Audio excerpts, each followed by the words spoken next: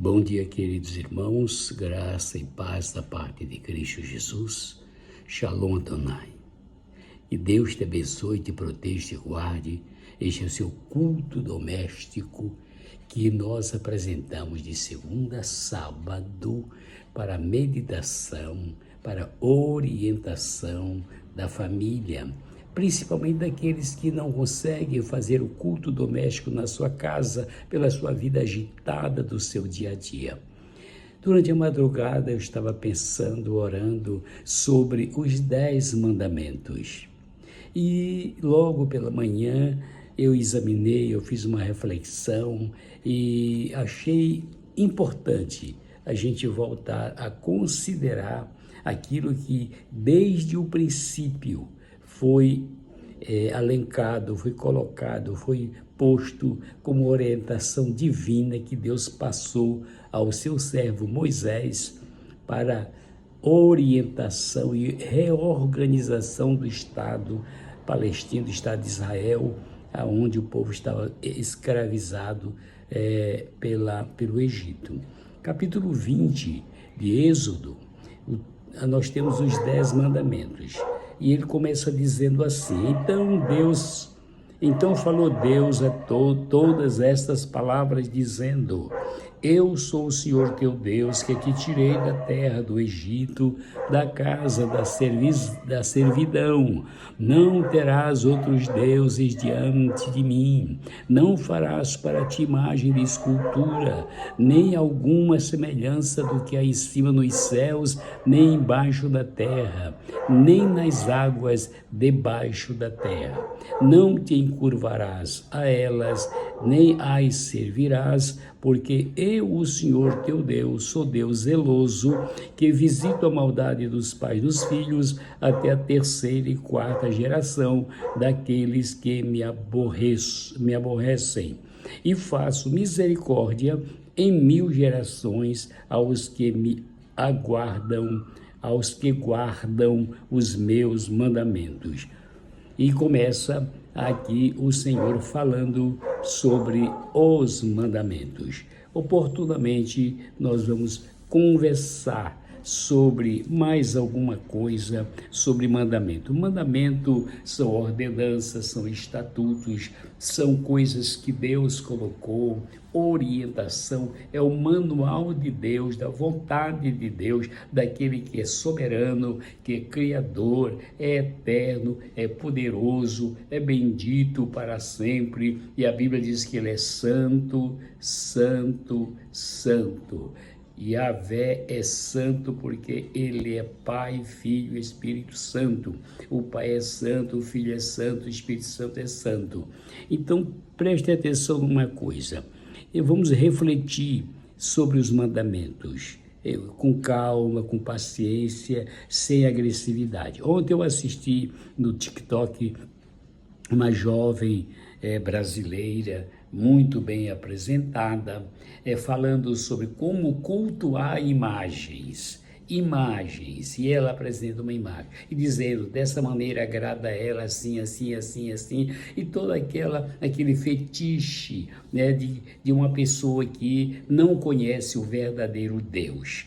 Meu irmão, imagem, obra de escultura feita pela mão do homem, não pode ser o seu Deus. Não pode ser o seu Deus.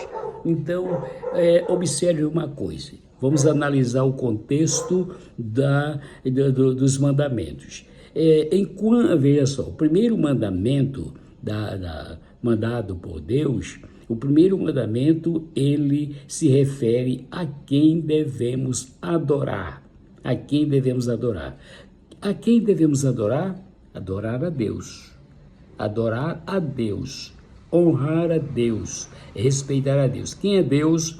Nós temos teologicamente explicado que Deus é um espírito autoexistente. Ele não tem um corpo físico como o nosso, mas ele criou o ser humano à sua imagem e semelhança, e através do seu Filho Jesus, ele usou o corpo de uma criatura que teve o nome de Maria, Maria mãe de Jesus, na sua virgindade, talvez na sua adolescência, no início da sua juventude, antes que ela se casasse, e da Virgem nasceu o Filho de Deus. E Jesus Cristo disse: quem vê a mim, vê o Pai. Respondeu a Tomé: quem vê a mim, vê o Pai. Então Jesus Cristo veio trazer para nós o rosto do Pai, o rosto que nós vamos conhecer na eternidade. Então vamos adorar a esse Deus, o Elohim,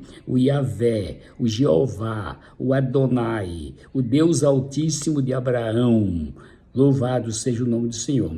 O segundo mandamento, ele explica como devemos fazer essa adoração. E essa adoração é em espírito e em verdade. Não é diante de uma escultura, diante de alguma coisa.